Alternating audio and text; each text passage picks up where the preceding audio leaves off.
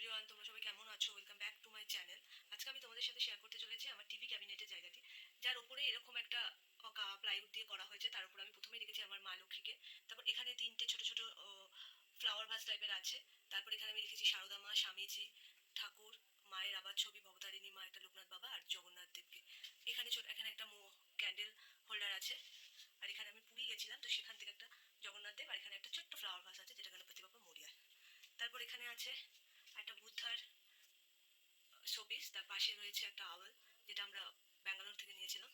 এখানে একটা বক্স, এখানে লেখা আছে ওয়ান্ডারলাস্ট। এখানে একটা আওয়াল আছে। তারপর আরেকটা শোপিস আছে। এটা আমাকে আমার বার্থডেতে আমার বর এই শোপিসটা গিফট করেছিল।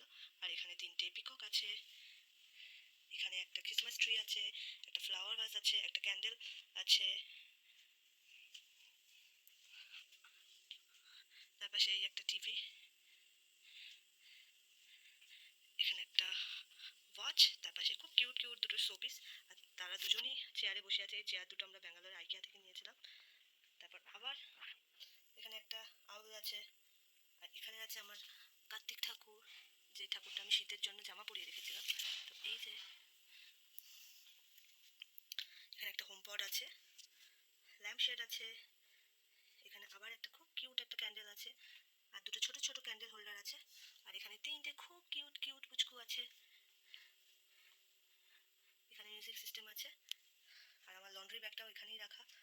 আর এখানে তিনটে ছোট্ট ছোট্ট ড্রয়ার, যার মধ্যে খুব প্রয়োজনীয় কিছু জিনিসপত্র রাখা আছে। এই হলো পুরো সেট আপটা।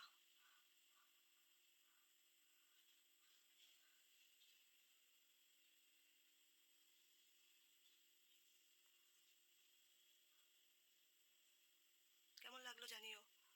Thank you everyone.